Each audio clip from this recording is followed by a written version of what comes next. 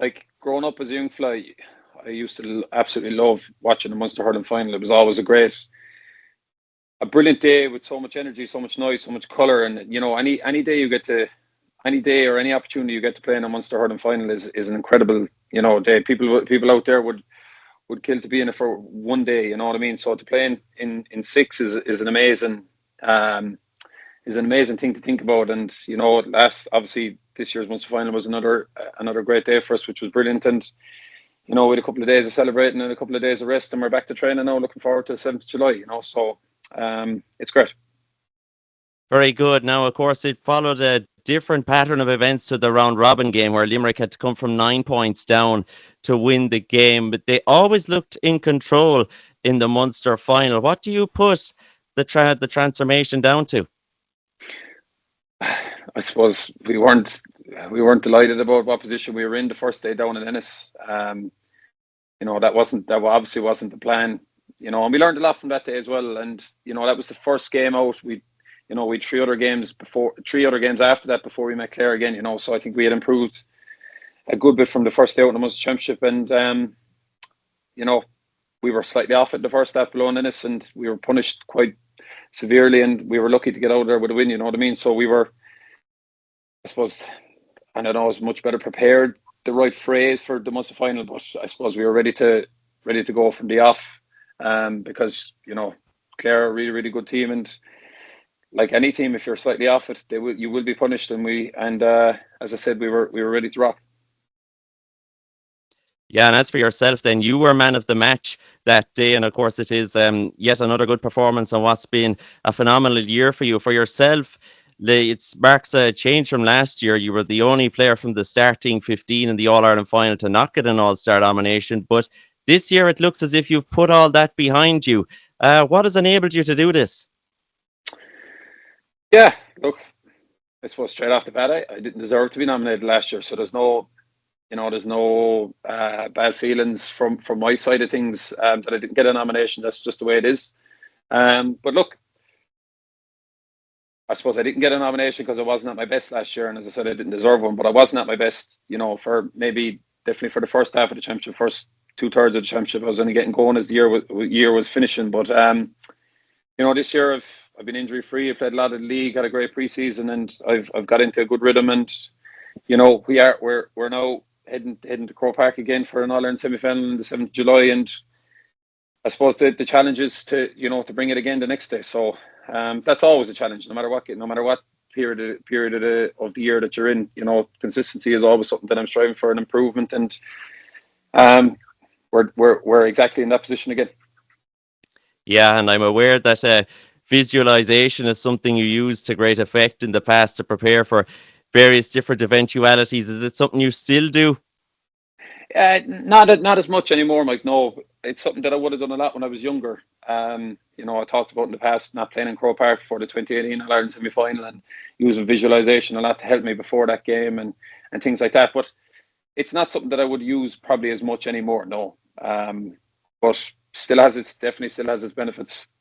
I'd imagine at the start of every year you probably come in looking for a little angle or a little edge, be it something mental, something physical, a KPI or two that you want to work on. Was there anything this year that you were sort of using as a sort of carrot or a stick on yourself?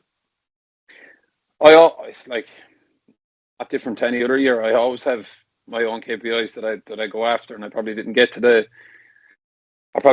level that I needed to get to last year to achieve them. So they didn't necessarily change in terms of the targets that I try and hit. I just didn't hit them last year, and the goal this year was to try and hit them more consistently, as I always do in every game. I'm always trying to improve, trying to get better from the last day, and you pick up loads of little things along the way, and just as I said, I've stayed injury free this year, which has been a massive help, and I got a great preseason in, and I've just got into a rhythm early on and trying to keep it going as long as I can. Is it easier now at this stage in your career? Is there less stuff that you stress about because you've been through so much and probably learned a fair bit on the way? Yeah, definitely. Look, as you get older, small things, I suppose, don't necessarily bother me anymore in terms of, I don't even have an example off the top of my head, but I've definitely relaxed a good bit over that. I think COVID was a massive thing, John, to be honest with you, in terms of just, seeing the bigger picture for a cliche, but like, you know, just relaxing, and you know, there's a lot more to life outside of hurling, and that's something that I've definitely got better at over the last number of years. I was probably too focused on, you know, too much of my time was spent thinking about hurling, even when I wasn't at training, even when I wasn't playing matches. You know, everything was geared towards hurling. Whereas as you get older, you know, life, I suppose, kind of, you know, gets in the way to phrase it that way. I'm not sure does it get in the way. You know, hurling is obviously still so important to me, but there's a lot of other things that would be on your mind that take your mind off hurling in a good way as well, if you know what I'm trying to say. And someone like Shane O'Brien there last day, I think he's around 10 years younger than you, coming in, and you've come along the journey. You started more around the same age. What, for him to come in like that and perform like that in the Munster Final, what does it say about him? And is it sort of enjoyable watching a young lad like that coming through when you've been at a different, you know, you've been through the journey yourself a bit? Yeah, it's unreal. I love any young lad that comes into our panel and gives us what he is given and helps us to, you know, achieve what we want to achieve is obviously brilliant. You know what I mean? It's a team game. You know, we always just say if you need to do your job, and in fairness to him, he was obviously excellent the last day, but his challenge now the next day will be to see can he improve upon what he's given so far. But like, look, I said after the Munster Final, he was 20, I think, there the other day. Not sure what day it was. He was 20 anyway in the last week. Like, I was so far off playing intercounty hurling at that age. It was, you know, I was nowhere near it whatsoever. And especially, you know, that's a credit to him, but it's a credit to all his coaches up along. You know, it's a credit to the underage system that we have in Limerick with the academy, and you know, and it's a massive credit to him to be able to be at that level at such a young age. You know, but the challenge, I suppose, for him now is to see how far he can bring it.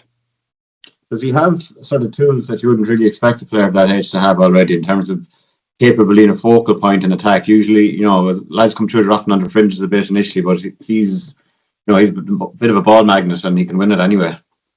Yeah, well, look, I'm sure if you were sitting down with him, he'd be saying that I'm not so sure, but he might think that it's taken him a while to get to where he's at. You know what I mean? He's been with us now since the start of last year, I think, off the top of my head. And obviously, like, he was brilliant for art school up along, and you know, he was the main man in 20s, and I'm sure he'd probably be disappointed with maybe how the 20s went this year. You know, they didn't even get out of the group stage. You know, so it's all relative for everybody. You know, but just like in terms of the level he's at in terms of strength and conditioning for such a young lad to be so big and strong and be able to withstand 70 minutes of Munster Championship hurling and be able to hold his own, you know, it's a credit to the work that he's done to get to the point that he's at and that he's at so far, you know. So, but as I said, I think he's gone 20 now, so he's a long road ahead of him and a lot of learnings to, you know, to ensure that he stays, you know, improving. That's the task for everybody.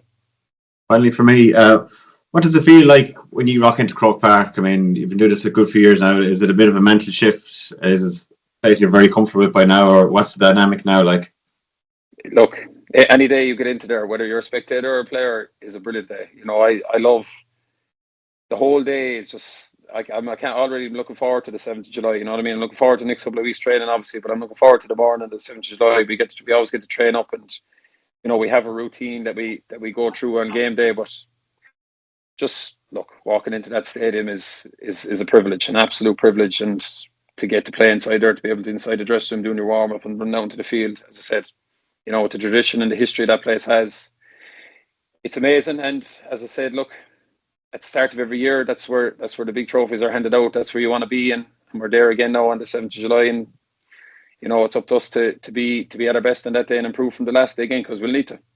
Okay, at Declan Bogue here, Roger, I'm really kind of struck by what you say about, you know, in one breath you're talking about your KPIs and not quite reaching them, and then in another breath then you're talking about feeling relaxed and how COVID was sort of an attitude adjuster, whatever. And then how does that feed into when you're feeling good, when you're on form? For example, in the Munster Final, when you're trying things like, you know, that might be more associated with a Cian Lynch, whatever, flicking the ball off the ground and coming back into the paw.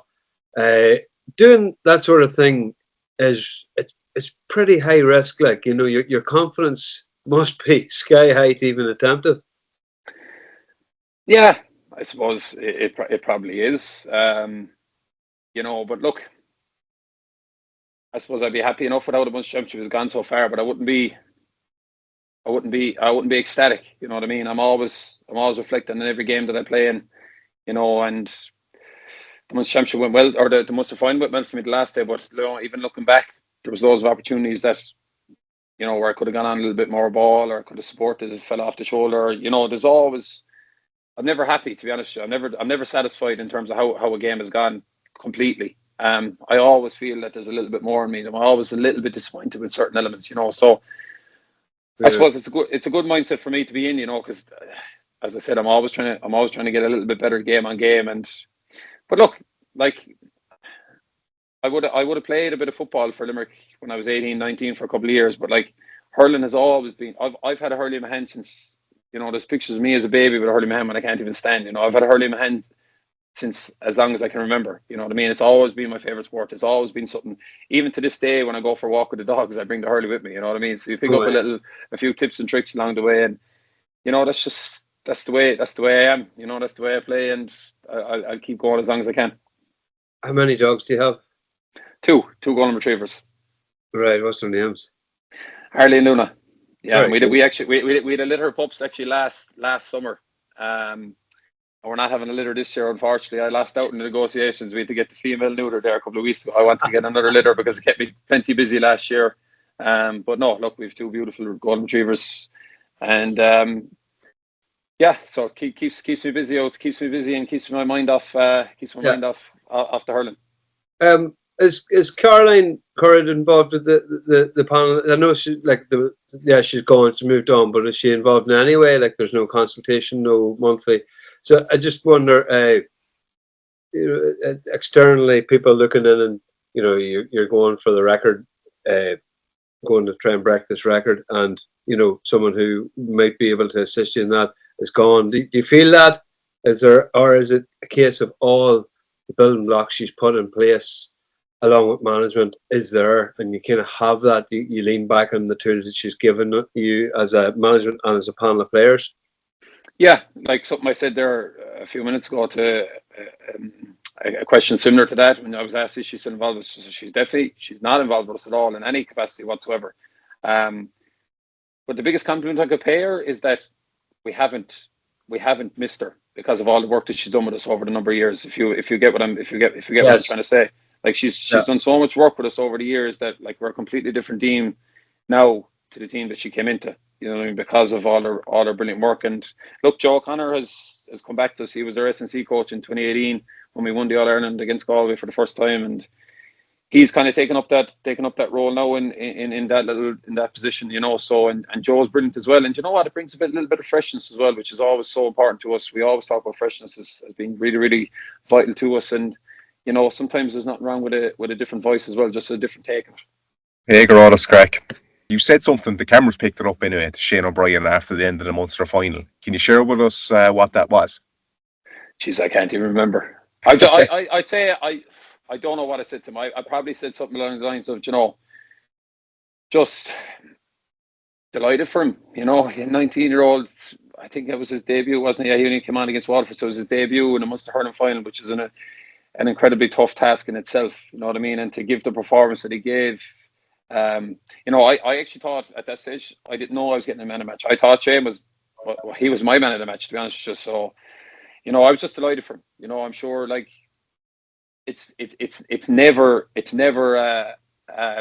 you know, a really enjoyable, successful route along the way. I'm sure he's had some losses along the way that have been tough. You know, he's been involved with Art School. I think they may have lost a Hegarty final, and the 20s obviously didn't go well from this year. You know what I mean? So like, people only see the Munster Hurling Final day and see this 19-year-old young fella giving the performance he gives, and you know, people think, you know, everything must be rosy, but you know, there's plenty of bad days along the way that I'm sure he's experienced. You know, last year, I don't know, off the top of my head, I don't know, did he make it 26? He was in with us last year, and you know, you just have to learn from these experiences. And obviously, he's doing pretty well so far. But again, the challenge for him now the next day is to keep backing it up, as it is for all of us.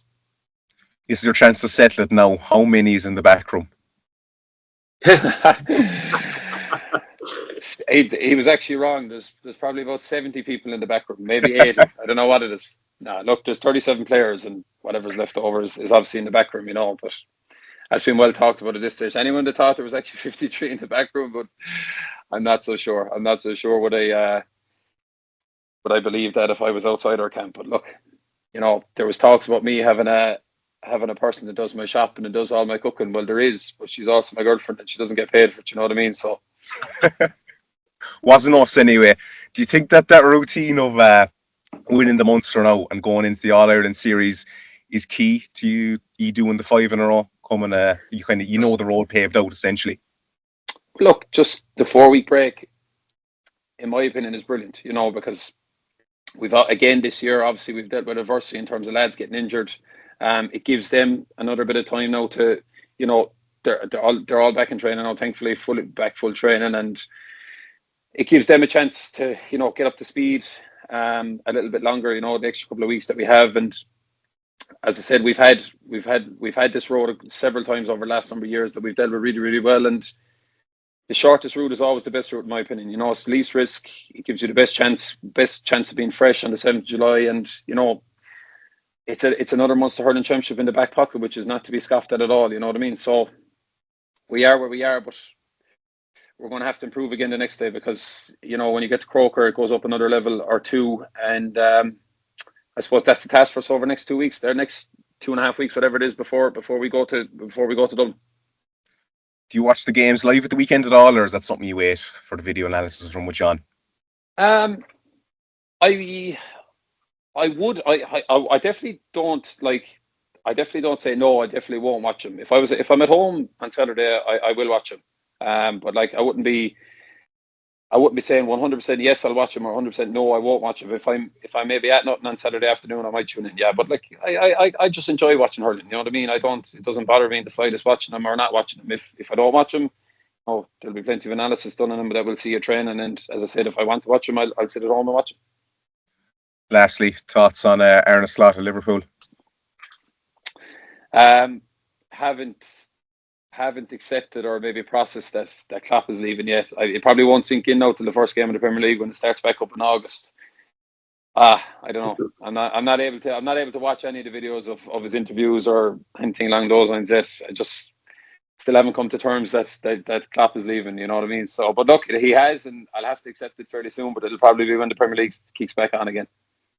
Hi, Gearóid. Michael Bolton here for Breaking News. You were saying there earlier about how you used to kind of obsess with hurling. Is there anything you've done recently in the last few years to help yourself switch off or kind of park it for a second and kind of day-to-day life?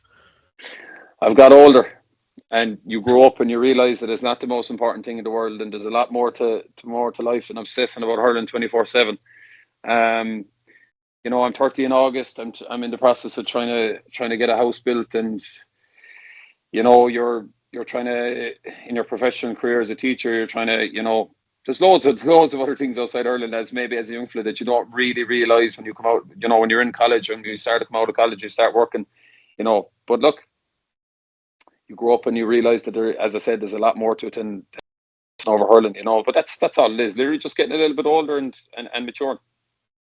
Is it harder? I know you said it comes easier with age, but given how successful this Liverpool team has been and you're on the cusp of history, if you get 5 in a row, has it become more difficult to kind of block out that noise of everyone kind of talking about that? Not really, no. Because there's a couple of elements that, one, obviously the 5 in a row is something that we're asked about all the time, and anyone that we meet in the street is, whether they're from Limerick or not, they'll talk to you about the 5 in a row, and it is what it is. Look, I hope in time I can look back on winning 6 Munster championships in a row, or winning 4 All-Irelands in a row, whatever it is, and look back on it fondly. But at the moment, it's always, after last Sunday week, you have a couple of pints Sunday night and you have a good old day Monday, but then you have a day or two to recover, I suppose, from the celebrations. And the next thing, what happens then when you wake up on the Wednesday, Thursday morning is you're thinking about what's next. You know what I mean? And that's always the way we've been, and that's the way you have to be, because if you start thinking about things that are outside your control, and you're just going to be off the ball, you're not going to be at 100%, and that's when you'll be caught. You know what I mean? So look, it is what it is, and we'll see what happens over the next couple of weeks. But look, it's a privilege to be in the position that we're in, and it's been such an enjoyable year so far, and I can't believe that there's only a couple of weeks left in the championship. You know what I mean? Are we two weeks out? Yeah, we're 2 weeks out, aren't we, from the semi-finals? And there's a maximum of 2 weeks left after that if we're lucky enough to get there. You know what I mean? So it's amazing. I can't believe that we're at this stage of championship already. It's flown. I know, like, this year is a golden year for Limerick, but how important is it to kind of salvage and make the most of these like great times for the county when it comes to hurling? 100%. Like, it's just the last few years have been so enjoyable, none more so than this year. Like, this year has been, again, another brilliant year for us. Like, we've so many great memories, at training and after matches, after the Munster Final again this year. We had another couple of great days enjoying ourselves, you know what I mean? So, like, if you don't enjoy it, what are we doing here? You know what I mean? Enjoyment for us is so important, because, like, you have your couple of days and then you're looking forward to getting back training. We had a couple of days off, and after a day or two, you're thinking, Jesus, I can't wait to go back training again. You know what I mean? Meeting the lads and getting back, working hard and preparing for the next day. You know what I mean? That's what it's all about. And as I said, I suppose that's how the year has flown so fast, that you're just in that zone constantly, where you're just constantly trying to get better and enjoying yourself. And I suppose you get to this stage now where the Munster Final is over and you have the Munster Final won, and you're looking forward to going to Croker Park, and you're thinking, Jesus, there's only a couple of weeks left. You know what I mean? So it's a great place to be in. It's a privilege, and it's been very enjoyable so far. So hopefully we can keep going. Just funny for me, do you think like Limerick are in an ideal place where you say yourself a few times last few minutes that you think you still have a bit to work on, there's a few things you can improve on, but you're still in All Ireland semi-final, you still have a Munster title? Do you think that's the ideal place to be?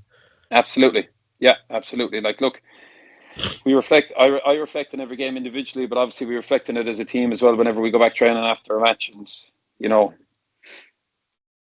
I suppose it's probably Irish culture that it's great to think about for a second how well you played, but there's always more of an emphasis, more of a focus on things that we need to work on. And there was loads after every game in the Munster Championship, and again after the Munster Final, there was loads of little areas that we weren't happy with, and that's the challenge that we have now over the next couple of weeks to get right before the semi-final that we have ahead of us. You know what I mean? So that's always the way. That's sport. That's team sport, and that's always a challenge that we go after in every training session. We're constantly trying to improve, both individually and as a team, and we'll see what happens. Very good. A very quick one there for you. You're talking about your mindset and being obsessive and maybe how it's changed a little bit. I'd imagine you wouldn't change anything though, would you? Because maybe you wouldn't have made the breakthrough. Maybe you wouldn't have been part of a mold-breaking Limerick team if you weren't that obsessive. And maybe now you wouldn't be getting the maximum from yourself if you hadn't maybe changed over time. Do you feel like there's nothing you would change looking at how your career's panned out? Yeah, fully agree. There's been obviously plenty of ups, but there's been so many downs as well, like John, you know what I mean, that people don't see, and no, wouldn't change anything for the world. As I said, like, I was nowhere near being able to play for Limerick when I was 19, not to mind being someone like Shane or any of the other young lads that are playing for this Limerick team at 19. The Limerick team that I was at 19 was obviously a very different team to the team it is now, and I was still nowhere near it, you know what I mean? But like, everyone has their own journey, and as I said, I'm thoroughly enjoying the journey that I'm on.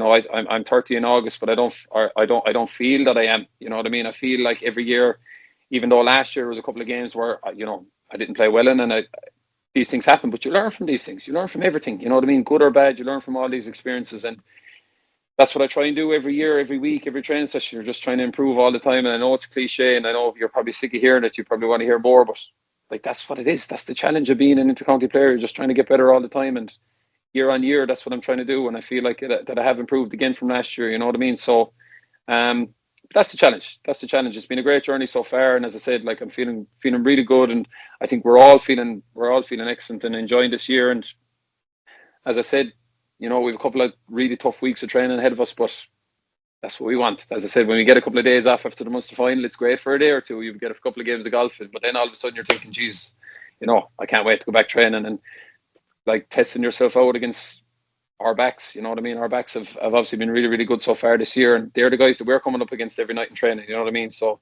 you can imagine the battles we have. So it's brilliant. Is it Kyle Hayes you come up against most, or how do those matchups work out? Well, I'd start in him, but sure, I run away from him for however long the training is on. You know what I mean? I don't want to, that's the way you have to. That's the way I try and play him. Anyway, I don't want to necessarily get into a tussle with him. You know what I mean? But look, I'm sure you can imagine the great battles we have against all the lads that we have a training. You know what I mean? But that's the competition that we have within the squad, and that's the way it's been over the last number of years. And I'm a firm believer, and that's why we've been so successful, because of the competition that we have for the places, for the 26, for the 15. You know.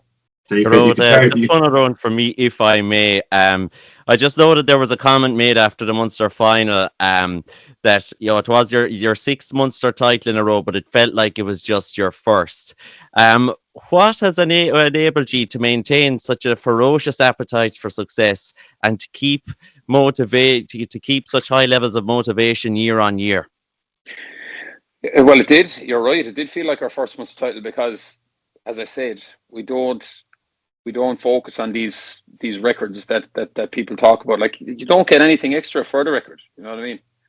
You know, like, we were going out trying to win the Munster Hurling Championship for 2024, and that's all we wanted to do, because we wanted to be the Munster Hurling winners in this year. And as I said, you don't get anything extra for winning 6 in a row or 5 in a row Munster Hurling titles. You still get the trophy on the day, and that's it. You know what I mean? You don't get any extra accreditation. So it did feel like our first, because, as I said, it's just a privilege to play in these games. And I think it comes back to, enjoying the position that we're in and enjoying the opportunities that we get to play in these games. You know what I mean? I always feel sometimes like when I'm on the bus on the way into a match, and you see the supporters, again, whatever it is about Thurles, I don't know what it is, but I talked about it in 2022 when we played Clare in the Munster Final.